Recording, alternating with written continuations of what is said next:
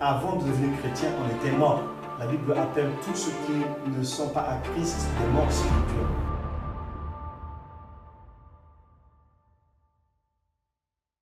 Un mort ne sait pas ce qu'il est mort. Tu peux parler à un mort, mais il ne te répondra pas. Un mort, il n'y a plus de vie en lui. Quand Dieu vient souffler en nous par son esprit et qu'il nous donne son esprit, on se rend compte, on rentre dans un combat spirituel. C'est-à-dire que, vu qu'on était sous la coupe du diable, et c'est lui qui gît par la puissance de l'air, le prince de l'air, donc c'est lui qui contrôle tout le système que nous voyons dans ce monde, et il cherche à récupérer ceux qui passent des ténèbres à la lumière, de puissance de Satan à Dieu. Il cherche à les récupérer. Je vais donner une image. Quand Dieu a envoyé Moïse pour aller chercher le peuple d'Israël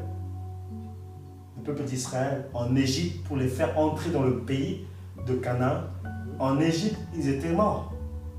Pas d'une manière physique, mais spirituellement. Parce qu'ils étaient en esclavage, ils ne faisaient pas ce qu'ils voulaient, ils étaient battus, ils étaient brisés, ils étaient meurtris, ils étaient des esclaves. Ils étaient morts, ils n'avaient pas d'espérance. Un mort n'a pas d'espérance. Et quand ils ont appris la bonne nouvelle, que Jésus-Christ sauve, que Dieu sauve, que Dieu, leur Dieu était vivant, c'est là qu'ils ont suivi Moïse. L'ange qui accompagnait Moïse les conduisait pour les faire sortir. Donc, ils sont passés sous la nuée, c'est-à-dire ils sont passés des ténèbres de l'Égypte. L'Égypte, ça veut dire monde.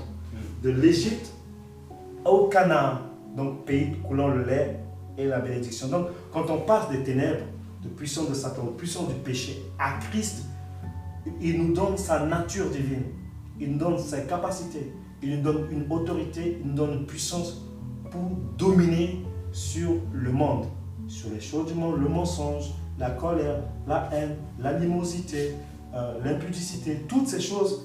Maintenant, on domine cela parce que la loi de la puissance de l'esprit de vie habite en nous maintenant.